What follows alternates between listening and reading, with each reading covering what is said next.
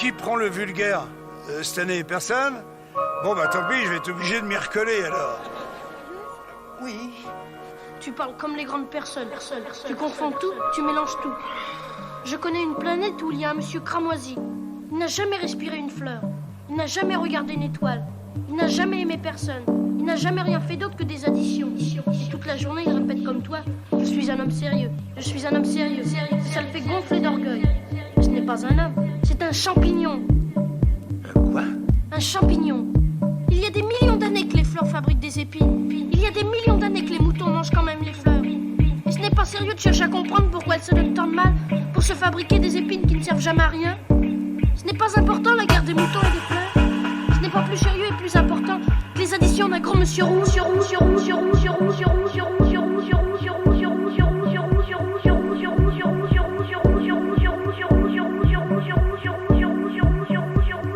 Ouais, c'est Pete. Ouais, c'est Pete. Un manuel d'autodéfense rhétorique et intellectuelle. Évidemment, la discussion intègre une dimension psychologique, c'est-à-dire que dans un débat, les émotions jouent un rôle. Les émotions ont une influence sur notre manière de réagir aux arguments de notre interlocuteur. Et donc, si on veut gagner un débat, il faut forcément tenir compte de cette dimension émotionnelle du débat. Il faut tenir compte de la dimension psychologique de la dispute intellectuelle. La vérité ne suffit pas toujours. T'es comme une bougie qu'on a oublié d'éteindre dans une chambre vide. Tu brilles, entouré de gens sombres voulant te souffler.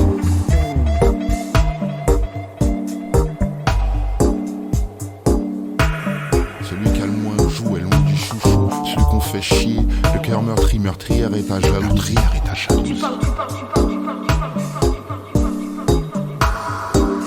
Louis, vous dites que les gens ont oublié les saisons, c'est ce que vous dites, vous? Un petit peu, oui. Alors, il n'y a plus... Ça passe de l'été, le vélo, le trail, la randonnée, à l'hiver, le ski. Il n'y a plus de printemps, il n'y a plus d'automne, les activités se perdent. Oui. C'est quoi les saisons pour vous? Vous attendez avec impatience, vous attendez quoi, vous? Moi, toutes les saisons m'émerveillent. Oui. Que ce soit le printemps, le renouveau de la vie, la neige qui s'en va, les fleurs qui sortent de terre, les oiseaux qui commencent à arriver, les migrations, les hirondelles, les martinets. Toute la faune se met en éveil, il y a la période de naissance. Après l'été, il y a l'herbe qui a le temps de pousser, de grainer, les insectes qui pollinisent. Il y a les odeurs de la forêt. On sent tout se met en... Tout est une continuité de la vie. Et l'automne? L'automne, il y a le brasier là, début septembre. Après, au mois de novembre, il y a les chamois qui sont en plein rue. Tout est cyclé. Si la nature a des cycles, c'est parce qu'il faut laisser le temps, il faut prendre le temps de laisser faire les choses. Et vous aimez le premier gel et la première neige? La première neige, j'aime bien, mais il y a un petit temps d'acclimatation. Vous pensez que les gens ont perdu ce rapport aux saisons? Vous pensez qu'ils l'ont oublié, ça, à mon avis? Moi, je pense que les gens ils sont dépassés par le monde actuel.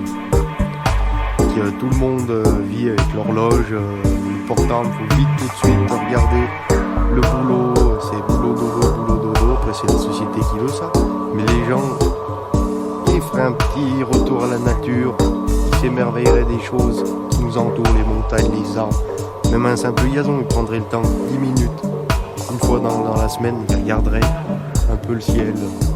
Et ils se diraient, oui, on passe à côté de quelque chose. Ils ont perdu le contact avec la nature, c'est ce que vous dites aussi? Parce qu'ils habitent en ville, peut-être? C'est pour ça? Les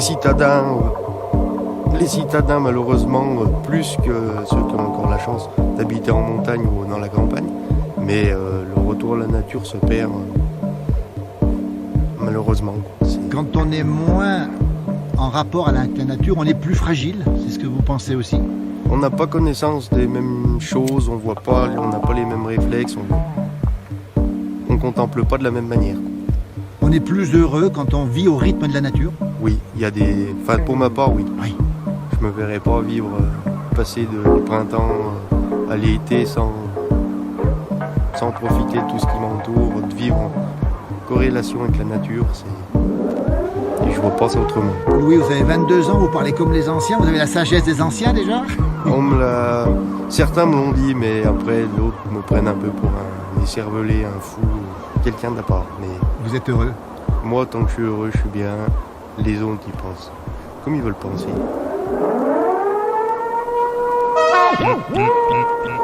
C'est pas un souci.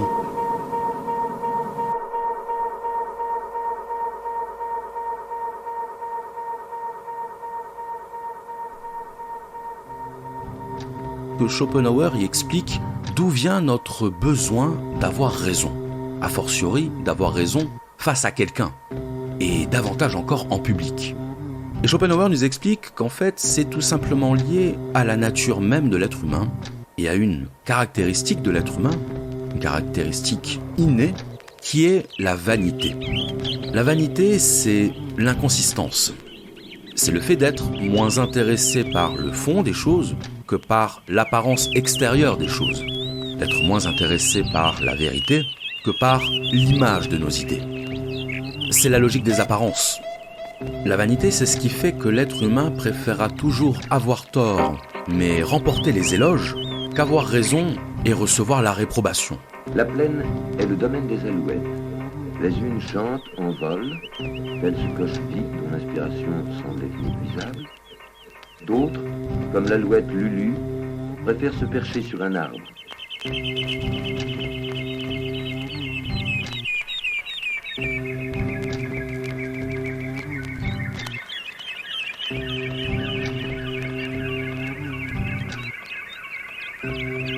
L'être humain préfère les louanges à la vérité, il préfère le succès à la sagesse, et c'est pour ça que l'être humain a recours à la rhétorique et qu'il n'hésite pas à jouer sur les apparences pour remporter l'adhésion du public. Se confondant avec la couleur de la terre, les perdrix grises, qui rappellent, restent invisibles, mais sont toutes proches.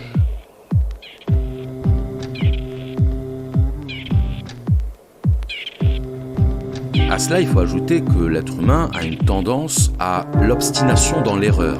C'est-à-dire que lorsque nous sommes dans l'erreur, il n'y a rien de pire que de le reconnaître. Pourquoi ? Eh bien tout simplement parce qu'on considère que ça va nous faire perdre en crédibilité. Et que donc, c'est un aveu de faiblesse. Pit, pit, pit, Plus mélodieux est l'appel répété de l'Oedipe même, qui s'envole en chantant, et sa voix se perd lentement dans le silence des grandes étendues. On considère que reconnaître une erreur, c'est prêter le flanc aux attaques. Donc on préférera toujours s'obstiner dans l'erreur, quitte à faire preuve la plus grande des mauvaises foi, du moment qu'on peut sauver les apparences. L'être humain pense que les apparences le sauveront. Il pense que les autres ne détecteront pas la fraude, et que du moment qu'il défend ses positions, obstinément, il finira toujours par s'en sortir. Bien sûr, c'est une illusion, mais c'est un besoin. Nous avons besoin de prouver que nous avons raison, mais nous avons besoin de nous prouver que nous avons raison. Et ayant joué, les chardonnerets aiment les grands arbres qui bordent les ruisseaux. Quand on argumente avec zèle, quand on argumente avec offensivité ou avec agressivité, ce n'est finalement pas tant l'autre que nous cherchons à convaincre, c'est nous-mêmes.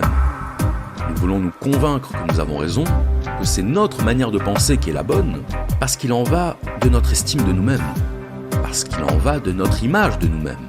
Et c'est pourquoi nous avons sans cesse besoin de nous justifier vis-à-vis de nous-mêmes, de nous persuader que nous sommes dans le vrai. On pourrait comparer les croyances humaines à un édifice qui menacerait de s'effondrer si on retirait un étage. L'être humain passe toute sa vie à construire un système de croyances, un système de lecture et de compréhension du monde. Et une fois que ce système est construit, il est hors de question d'en changer. Il est hors de question de remettre en cause ce système. Donc on préférera toujours colmater les fissures, monter des échafaudages, pour tenter de rendre cohérent un système qui ne l'est plus, pour tenter de se convaincre que notre système est le bon. Dans tous les cas, il est hors de question de laisser notre édifice de croyance se laisser détruire. Parce que sans ce système de croyance, nous ne sommes plus à l'abri. Nous devenons vulnérables. Nous sommes en danger. La malhonnêteté intellectuelle, la mauvaise foi, le déni, le mensonge Ce sont parfois des stratégies inconscientes qui répondent d'abord à un besoin de repère. À partir du moment où on vit avec les autres, on a besoin de repères. On a besoin de repères auxquels on va s'identifier, grâce auxquels on va se définir. Et c'est très important de pouvoir se définir. Se définir auprès des autres, se définir auprès de soi-même. C'est ce qui fait qu'on va très souvent défendre des idées, non pas parce qu'elles sont vraies, mais pour défendre une conception de nous-mêmes et pour défendre l'image à laquelle on veut correspondre. Une autre manière de le dire, c'est que on peut être de mauvaise foi, de bonne foi. On peut par exemple être certain d'avoir raison pour justifier le recours à des arguments fallacieux. Mais le fait qu'on s'identifie à des croyances fait qu'on va défendre ces croyances comme si on défendait notre propre vie. Et quand il s'agit de défendre sa vie, on ne se pose pas la question de savoir qui a raison et qui a tort. On défend sa vie. Et pour défendre sa vie, tous les coups sont permis. Toutes les armes sont bonnes à prendre.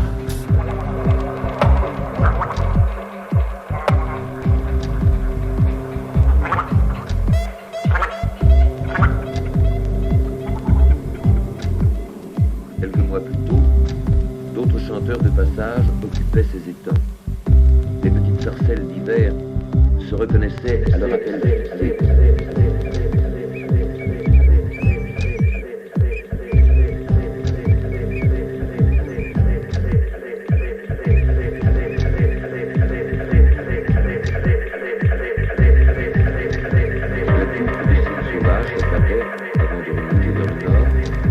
Leur tariade s'accompagnait alors de grands coups de trompette discordants.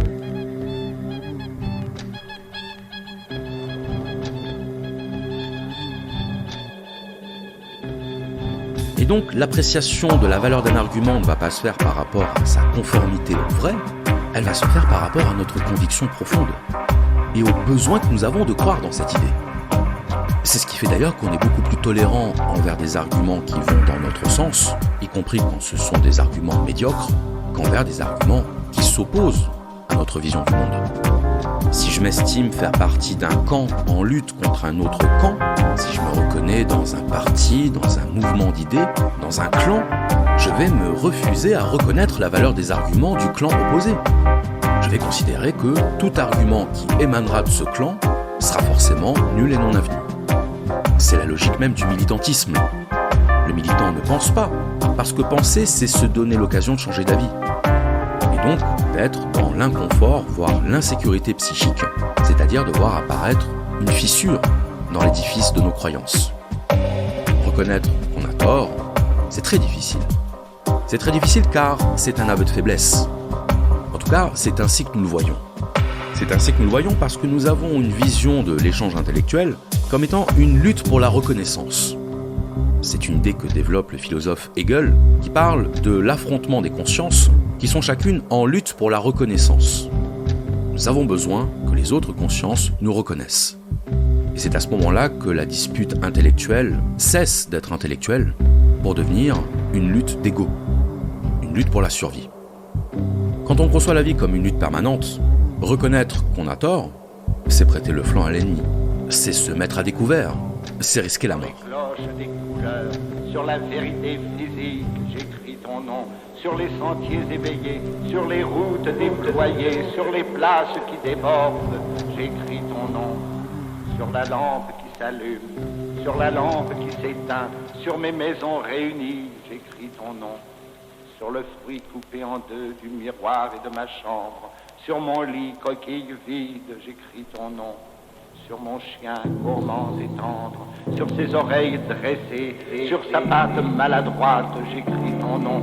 Sur le tremplin de ma porte, sur les objets familiers, sur le flot du feu béni, j'écris ton nom. Sur toute chair accordée, sur le front de mes amis, sur chaque main qui se tend, j'écris ton nom. Sur la vie qui est surprise, sur les lèvres attentives, bien au-dessus du silence.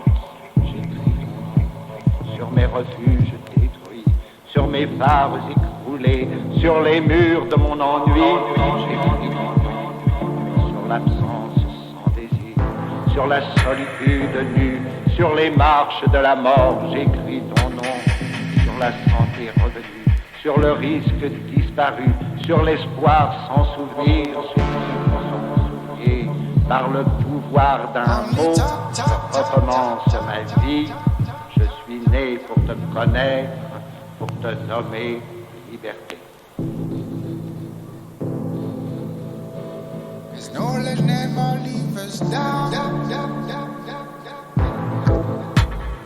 On veut croire que la vie est une guerre, parce qu'à la guerre, tous les coups sont permis. Et c'est toujours plus facile d'assumer notre agressivité quand on part du principe que l'autre nous veut du mal. Si tu as froid, on se couvre de quelques mots. La mine pique, l'encre tisse du texte chaud. Avec les meilleurs échanges verbaux, métamorphose une tasse de boue en un verre d'eau. Fâcher l'adversaire. Alors ça, c'est un stratagème que j'aime beaucoup parce que justement, il met en évidence que l'art de la controverse, ce n'est pas seulement l'art de manier les armes de la rhétorique. Ce n'est pas seulement savoir maîtriser le langage. C'est aussi savoir provoquer des émotions. C'est aussi savoir exciter l'adversaire. Le faire sortir de son calme, le faire sortir de sa raison. Le mythe selon lequel le débat intellectuel reposerait seulement sur l'affrontement d'idées pures, c'est quelque chose que n'importe quelle personne ayant pratiqué le débat ne peut plus croire. L'expression de nos idées est toujours influencée par nos émotions. Or, il n'y a rien de plus volatile, il n'y a rien de plus influençable qu'une émotion. Mettre l'autre en colère, ça peut passer par des moyens très différents. Un bon moyen de mettre l'autre en colère, c'est de faire preuve de mépris. Mépris envers sa personne, ou même mépris envers les propos qu'il tient. Parce que notre tendance naturelle, qui consiste à nous identifier à nos idées, fait que lorsque nos idées sont attaquées, on va le prendre pour une attaque personnelle. Derrière le mépris à l'égard de nos idées, ce que nous ressentons, c'est un mépris à l'égard de notre personne. Se montrer méprisant, ça n'a pas besoin de passer par les mots. Ça passe d'abord par une attitude. Une manière, par exemple, de soutenir le regard de l'interlocuteur ou de l'ignorer. Alors face à ce stratagème, évidemment, je ne peux que vous conseiller d'employer la méthode stoïcienne. La méthode qui consiste à vous détacher émotionnellement de votre interlocuteur, à faire abstraction de ses réactions, abstraction de tous ces signes de mépris, parce qu'évidemment, plus vous serez détaché émotionnellement des réactions de votre adversaire, et plus vous pourrez contrer et retourner contre lui son stratagème, puisqu'il n'y a rien de plus agaçant et donc de plus efficace que le mépris en réponse au mépris. Choisir des métaphores favorables. Alors le titre de ce stratagème est un petit peu trompeur parce qu'en réalité, ce dont parle Schopenhauer dans ce stratagème, c'est le vocabulaire. C'est le choix des mots qu'on utilise pour désigner les choses dont on parle. Ce que nous dit Schopenhauer, c'est que les mots qu'on utilise portent en eux une connotation. Une connotation qui peut être positive ou négative. Et le but du jeu, ça va être d'exploiter la connotation d'un mot pour pouvoir mieux faire passer nos idées et réfuter les arguments de l'adversaire.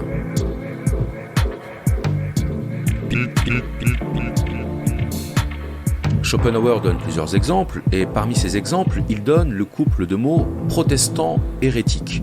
Et il nous dit que le mot protestant a été créé par les protestants, alors que le mot hérétique, c'est un mot qui a été créé par les catholiques pour désigner les protestants de manière péjorative. Donc il est certain que si au lieu d'employer le mot protestant, vous employez le mot hérétique, déjà vous induisez une certaine opinion, un certain jugement à l'égard des protestants. Vous induisez une connotation négative qui va préparer le terrain, en quelque sorte, à la critique que vous allez en faire. Donc c'est une manière non pas de déformer la réalité, mais de la désigner sous un angle qui est favorable à vos intérêts. Schopenhauer donne d'autres exemples. Il parle des mots de religion et de superstition. Ça, c'est quelque chose qu'on retrouve beaucoup dans les textes des philosophes des Lumières, au XVIIIe siècle, dans lesquels ce n'est pas directement la religion qui est attaquée, parce qu'à l'époque, le mot religion conservait une forme de respectabilité, alors que parler de superstition, c'est une manière de disqualifier la pratique religieuse. C'est une manière de la frapper du sceau de l'ignorance et de l'immaturité. C'est une manière de reléguer la religion à une forme d'obscurantisme. Un obscurantisme dont il devient alors légitime de se moquer. Si on voulait prendre des exemples contemporains, on pourrait parler de l'emploi du mot dictateur. Si un conflit armé s'engage entre deux nations du monde, dont l'une est considérée comme une dictature et l'autre comme une démocratie, il est évident que si vous commencez à vouloir critiquer le président de la dite démocratie, à ce moment-là, vous pouvez vous attendre à recevoir un reproche qui risque de mettre à mal votre argumentation, puisque votre adversaire ne manquera pas de vous faire remarquer que vous dites du bien d'un dictateur. Et dire du bien d'un dictateur, c'est évidemment être dans le camp du mal. À partir de là, les possibilités argumentatives se réduisent. À ce moment-là, vous êtes pris au piège des mots, il va devenir très difficile de remporter le débat. Donc vous voyez que, indépendamment de ce qu'on pourrait dire, le simple fait d'utiliser un mot plutôt qu'un autre va forcément orienter la perception de ce qui va être dit. Et d'une certaine manière, ça consiste à placer la conclusion avant le raisonnement. D'ailleurs, c'est ce qu'écrit Schopenhauer dans ce stratagème. Il écrit « Au final, il s'agit là d'une pétition de principe. Ce qui n'a pas été démontré est utilisé comme postulat pour en tirer un jugement. » Donc c'est pour ça qu'il faut toujours se montrer très attentif aux mots qui sont utilisés, se montrer très attentif et très vigilant sur la terminologie pour désigner les choses, parce que très souvent, les mots sont des pièges. Et se montrer attentif aux mots qu'utilise l'interlocuteur, c'est aussi une manière de pointer le choix de ces mots pour mettre en évidence sa stratégie. On est en train de trouver des périodicités du Soleil qui font que oui, ça s'est réchauffé, mais la démonstration que c'est le gaz carbonique, ce qui est possible, n'est pas à 90%. C'est du négationnisme. Alors, quand vous me dites négationniste, je sais à quoi ça fait référence. Ça fait référence à la Shoah. Et je pense que dire cela, on va pas se battre ici. Je pense qu'il est je veux juste dire une chose, c'est que le tolérance et diversité. C'est ce qui fait que George Orwell est redevenu autant à la mode. C'est parce que le novlangue dans son roman 1984 est une illustration de la manipulation de l'opinion que l'on peut faire à travers le langage.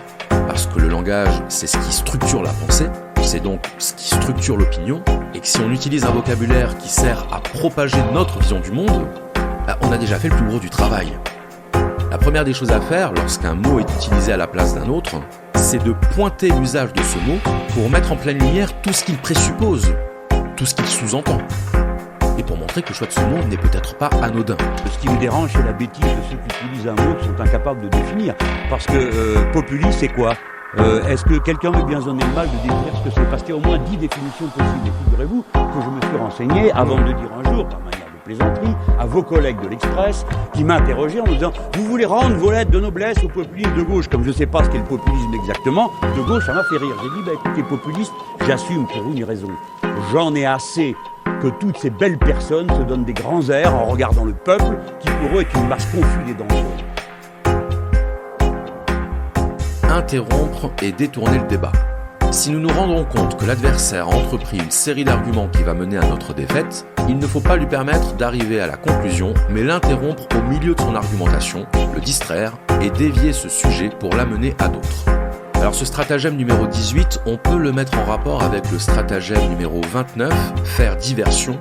Ça, c'est quelque chose qui arrive très souvent lorsqu'on est face à un interlocuteur qui ne maîtrise pas le sujet et qui, à partir du moment où on va rentrer dans les aspects un peu techniques, va tout de suite s'apercevoir qu'il n'est pas au niveau et donc va tout faire pour faire oublier de quoi on parlait initialement. Le mégaptère ou baleine bosse.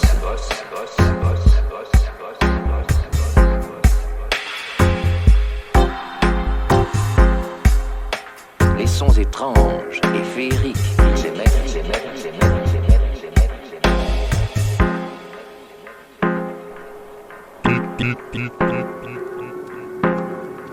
Combien les premiers navigateurs ont-ils attribué de légendes et de mythes à ces chants de sirènes qu'ils entendaient sans rien voir.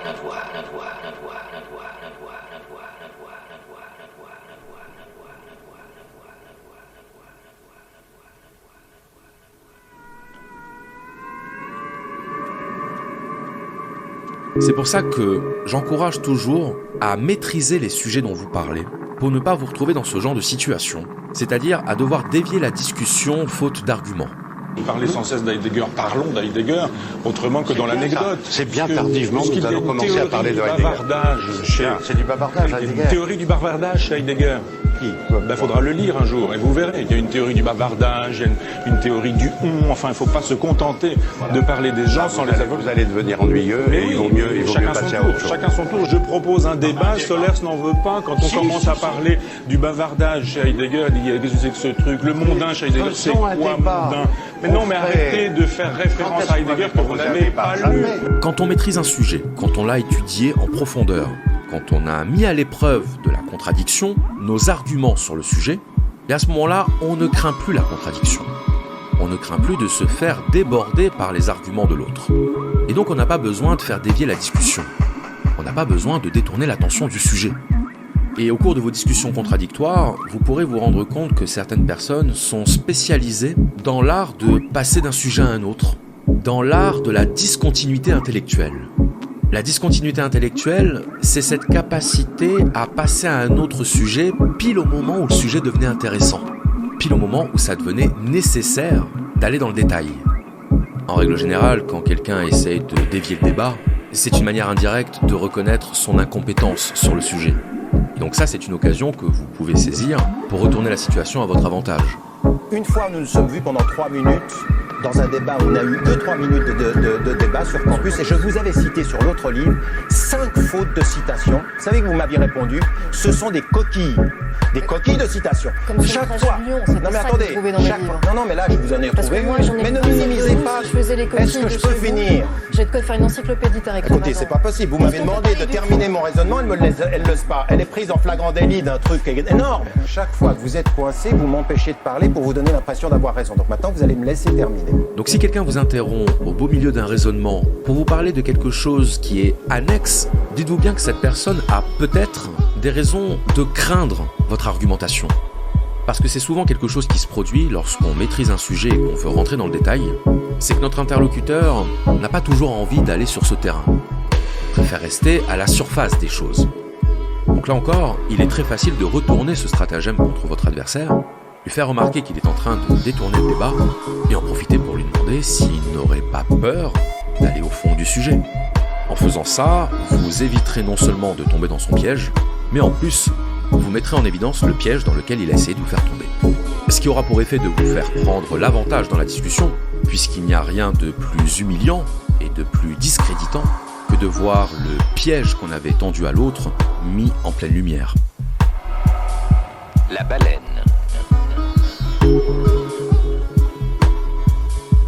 Est répandue dans toutes les mers du monde.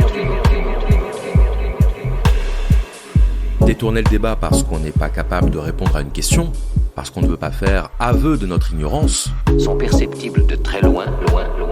C'est quelque chose de très facile à détecter. Et donc à ce moment-là, c'est à vous de retourner le stratagème à votre profit. Combien les premiers navigateurs ont-ils attribué de légendes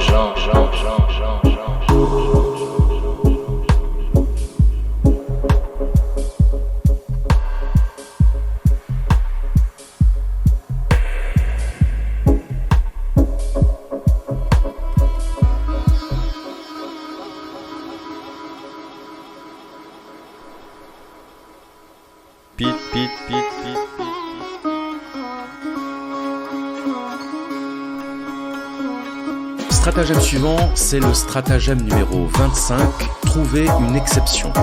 Alors celui-là, je l'aime beaucoup parce qu'on est à une époque où, dès qu'on généralise, dès qu'on essaye d'étendre son propos au-delà des cas particuliers, eh bien on est très souvent rappelé à cette exception qui aurait pour effet d'invalider la règle générale. Et dans une société du droit à la différence, dans une société où l'on cultive l'art de la distinction, la généralisation a mauvaise presse.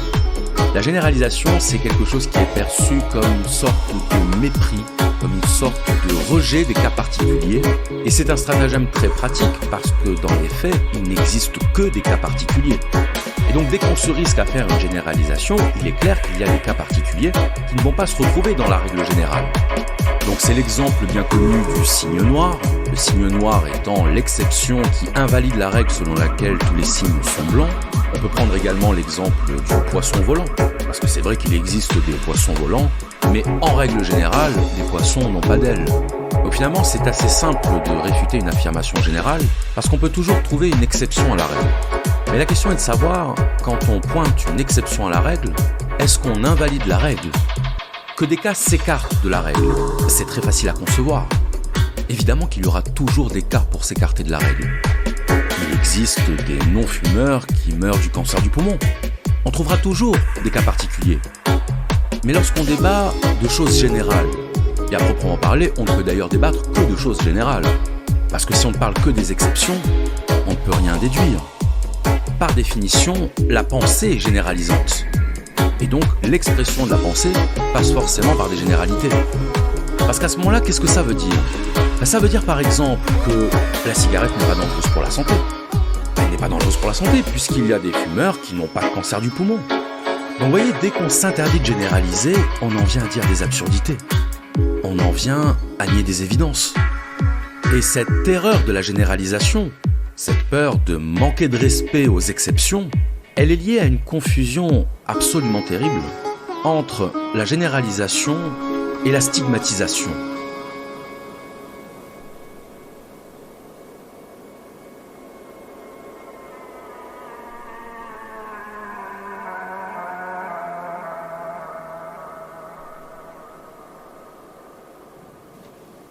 L'idée qui est sous-entendue, c'est que lorsqu'on généralise, on exclut le cas particulier. On exclut l'exception. Mais enfin, lexicalement parlant, le mot même d'exception, ça veut dire ce qui est exclu. Ça veut dire ce qu'on retire de la règle générale. Est-ce que ça veut dire pour autant que la règle n'existe pas ? Non.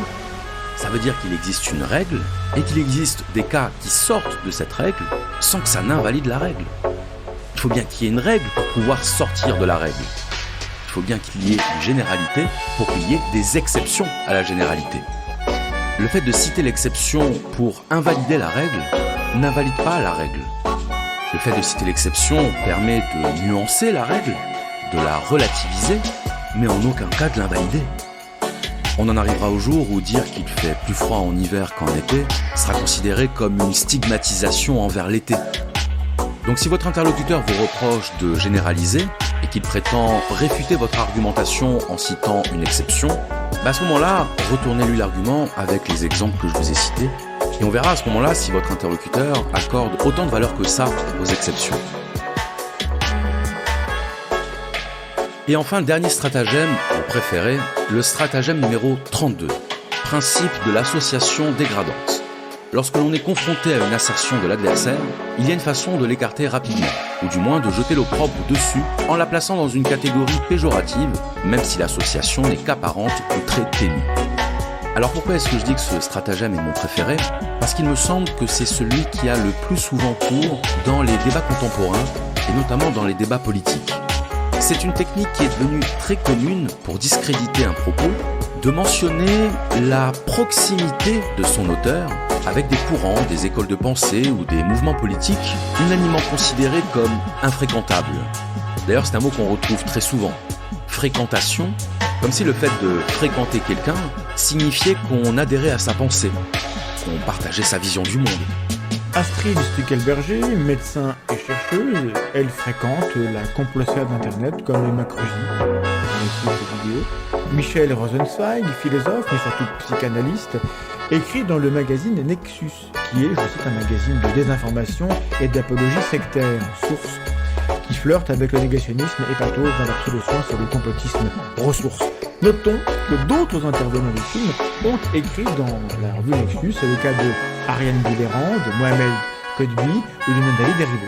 Miguel Barthéléry, il fait des conférences avec la naturopathe hygiéniste Irène Grosjean, laquelle affirme notamment que les virus sont bénéfiques. On l'a évoqué également dans une vidéo précédente. Et sa dame est surveillée par l'association anti-secte. Voilà le milieu où évolue ce monsieur. Tout ce petit monde donc évolue dans les mêmes sphères, les mêmes endroits où la crédibilité, la fiabilité n'est pas forcément un maître mot. Tous ces mots, tout ce champ lexical de la proximité, être proche de tel mouvement, flirter avec telles idées, tout ce champ lexical s'inscrit dans ce même stratagème, celui du déshonneur par association. Quand votre interlocuteur a recours à ce stratagème, c'est qu'il n'a rien à dire sur le fond. c'est qu'il n'a rien trouvé dans vos propos, dans vos paroles, qui soit de nature à pouvoir vous être reproché.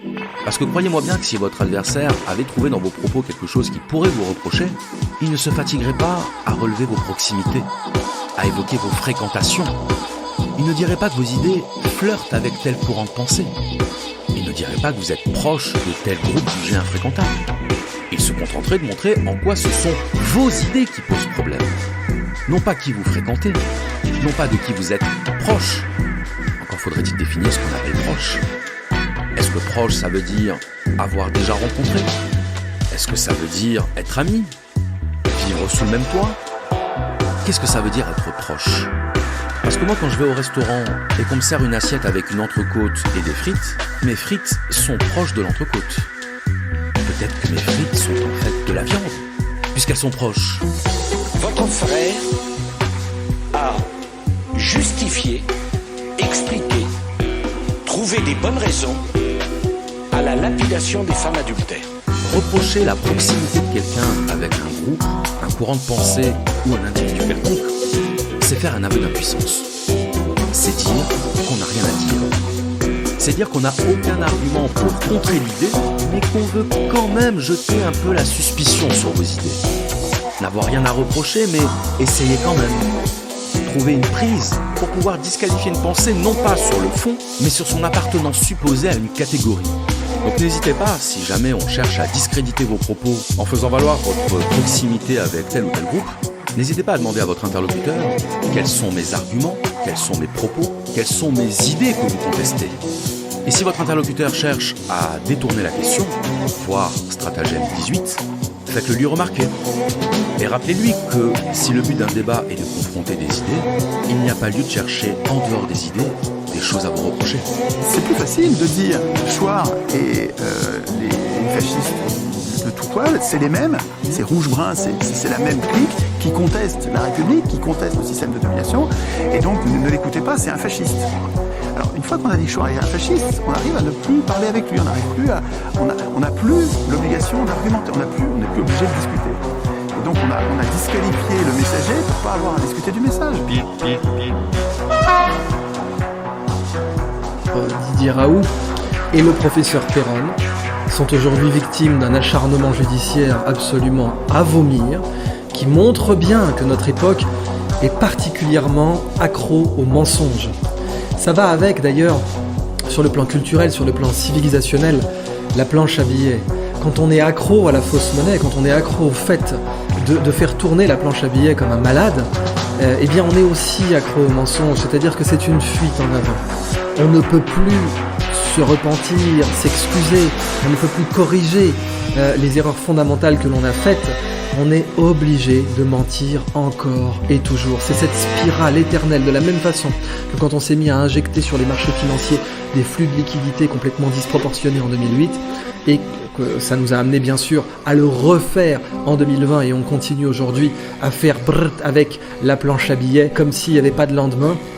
Eh bien le mensonge, c'est le corrélat de la fausse monnaie, c'est-à-dire qu'une fois qu'on a un peu menti, un peu, beaucoup, on doit continuer. Il faut enfoncer, c'est all-in si vous voulez, c'est même pas du qui tout double, c'est on va continuer jusqu'à ce que le joueur en face ne puisse plus suivre. Et c'est aujourd'hui ce que tous les gens corrompus font avec Didier Raoult et le professeur Perron. Et quand il y a des gens qui vous disent « Ouais, là, vous allez trop loin quand même, vous nous choquez, vous nous blessez. » Je leur dis « Allez vous plaindre à la commandanture ». C'est du bien-pensant, ça, ceux qui... De la bien-pensance, ouais. Mais j'ai le sentiment qu'aujourd'hui, on vit à l'ère de la connerie décomplexée sur Internet, à la télévision. Est-ce que des cons, il y en a plus qu'avant ? Je ne suis pas persuadé qu'il y en ait plus qu'avant, en tout cas ils sont plus visibles. Nous sommes tous plus visibles, cons compris. Et un con, ça se remarque par définition, ça veut envahir l'espace, ça gesticule, en plus c'est bruyant, ça vocifère, ça insulte, ça invective, ça prend un témoin. Un con discret, ça n'existe pas. Donc aujourd'hui, il y a un effet de masse, le fait de la multiplicité. Chacun de nous peut devenir un média. Donc les cons ont la voix au chapitre au même titre que les autres, plus que jamais. Et j'ai le sentiment que c'est devenu un vrai business aujourd'hui, la connerie. Disons que Auparavant, on pouvait avoir quelques scrupules à prendre les gens pour des cons. Je pouvais se dire non, je peux quand même pas dire ça, je peux quand même pas avoir ça comme argument électoral, ça peut pas marcher. Je peux pas sortir une chanson aussi mauvaise, c'est pas possible. Je peux pas faire une émission aussi conne. Eh ben si. Mais pourquoi est-ce qu'on est si fasciné? Pourquoi est-ce qu'on regarde justement ces téléréalités qui nous semblent tellement absurdes et on finit quand même par les regarder? Je pense que c'est comparable à ce qui se passe quand vous vous penchez au-dessus du vide. Vous avez une espèce de nausée qui monte, vous êtes un peu écœuré, et vous vous dites heureusement que je tombe pas là-dedans. Ben c'est ça avec une star de la télé-réalité, vous vous dites mais quand même, moi je suis sur les hauteurs, donc ça rassure sur notre propre valeur. On est content de ne pas être lui, et en même temps on ne peut pas s'empêcher de le détester. On adore détester les cons. Car au cœur de la personnalité conne, on trouve presque toujours un narcissisme exacerbé. Je dirais que tous les cons seraient quand même très proches du truc narcissique de personnalité et de ses différentes variétés. Manque d'empathie et concentration sur soi de l'attention, besoin exhibitionniste d'un miroir. Donc le con n'est pas prêt à écouter les autres. Les autres, c'est d'être un miroir complaisant. C'est typiquement, c'est une forme de connerie parce que c'est une perte d'ouverture et c'est la recherche de soi-même et non pas la multiplication d'images de soi et non pas de quelque chose qui vous aiderait à vous développer.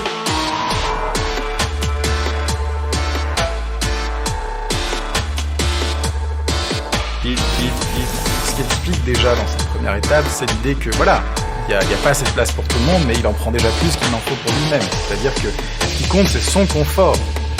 C'est pas les autres, on s'en soucie pas. De toute façon, il est arrivé d'abord, donc les autres avaient qu'à arriver avant pour prendre la place. Maintenant, c'est la sienne. Donc il y a vraiment cette idée que bon, ben voilà, il s'étale parce que les autres n'existent pas dans sa perception.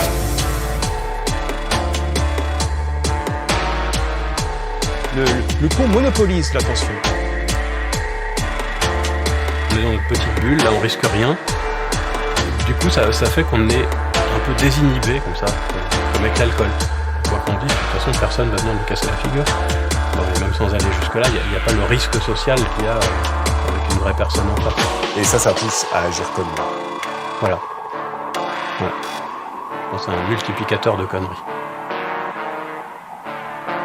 Là où la connerie est plus insidieuse, c'est que souvent elle passe inaperçue à nos propres yeux.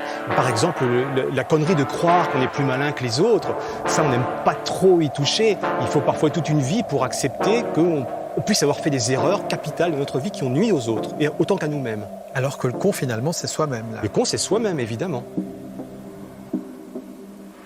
En conclusion, notre besoin d'avoir raison traduit en fait notre fragilité, notre vulnérabilité et notre désir de reconnaissance. Lorsqu'on a confiance en soi et en ce que l'on pense, lorsque l'on est détaché de notre image et du jugement des autres, on n'a pas besoin d'avoir raison. Et on a encore moins besoin de montrer qu'on a raison. Lorsqu'on est uniquement intéressé par la vérité, notre seul besoin, c'est d'agrandir notre champ de compréhension du monde. Quand Socrate disait « tout ce que je sais, c'est que je ne sais rien », il voulait dire notamment que la connaissance est faite d'allers et retours. D'abord, on ne sait pas, puis on croit savoir, puis on s'aperçoit que notre savoir n'était pas la vérité. Alors, on fait évoluer notre savoir. Et à mesure que notre savoir évolue, on prend conscience que ce savoir n'est que croyance, et qu'un jour, il sera contredit, il sera remis en cause et mis à l'épreuve. Plus on comprend les choses, plus notre conscience progresse, et moins nous nous identifions à nos croyances. Moins nous éprouvons le besoin de nous battre pour faire reconnaître ce que nous pensons. Parce qu'alors, nous cessons de nous définir par nos idées. Ces idées auxquelles nous tenons tant, ces idées qui sont comme la peau de notre esprit. Ces idées sans lesquelles, pensons-nous, nous ne sommes plus rien. Nous sommes en lutte permanente pour la reconnaissance des autres, mais aussi la reconnaissance de nous-mêmes. Notre besoin d'avoir raison, c'est notre besoin de combler le puzzle des autres avec les pièces de notre propre puzzle et d'insister et de forcer si la pièce ne s'emboîte pas. Le besoin d'avoir raison, c'est le besoin de se conférer une légitimité. C'est le besoin de se protéger et de se confronter au monde pour ne pas avoir à se confronter à soi. C'est le besoin de pouvoir continuer à vivre sans avoir à affronter les questions dérangeantes. celle qui nous pousserait à la remise en question, celle qui menace de faire vaciller notre système de croyance, de faire vaciller ce que nous avons mis des années à construire et à consolider, pour le voir finalement s'effondrer. Savoir nous dispense de croire, et savoir que ce que nous croyons n'est que ce que nous croyons, c'est savoir qu'en réalité, nos croyances ne s'effondrent jamais. Elles se transforment, elles mûrissent, elles suivent le cours de leur existence. En évoluant, nos croyances ne meurent pas, elles montrent qu'elles sont vivantes. Une croyance qui évolue n'est pas une croyance qui meurt. Une croyance qui évolue est une croyance qui vit.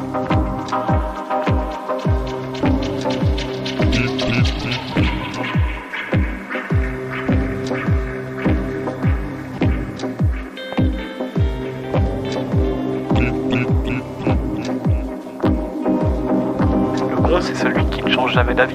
Le con, c'est celui qui a une opinion et qui n'a pas l'humilité de pouvoir admettre qu'il peut avoir tort. Je pense que celui qui n'est pas humble, c'est le pire con. Y mettre toute son âme, et si c'est nul, comprenez que les critiques soient malvenues. Le temps guette, les nouveaux arrivent, tant de poissons vont s'y ronger la griffe. Artiste, c'est pas difficile. On veut faire un pull avec 10 ficelles. Je peins des chansons à la décibelle pour trouver ce truc qui nous la rend si belle. Artiste.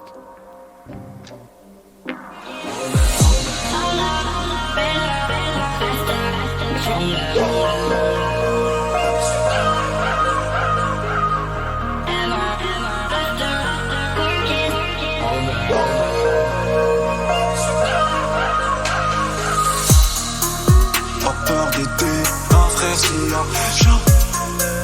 Mais le frère a peur de m'aider quand il y a Haja. Moi quand je m'habille, j'ai le flow, on est sous gaz. Une chambre de la street, ouais gros, on est sous le gaz.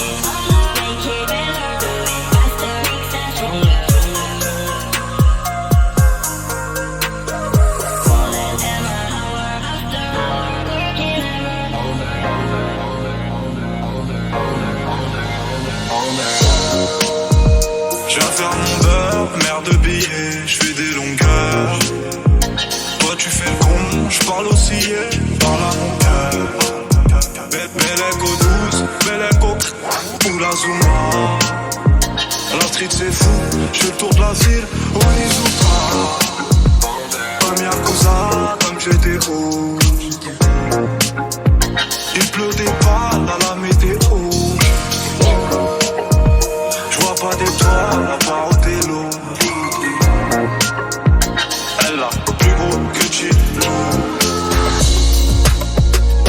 Elle a plus gros que Chilo. Ils vendent leur cul, leur mère. Je viens faire mon beurre, mère de billets, j'fais des longueurs. QLF ne cherche pas d'art. Léger la tête à l'enfer. J'vois tous les genoux à l'endroit. Sur terre en enfer. J'rentre dans le four avant toi. Léger la tête à l'enfer. J'vois tous les genoux à l'endroit. Sur terre en enfer. J'rentre dans le four avant toi.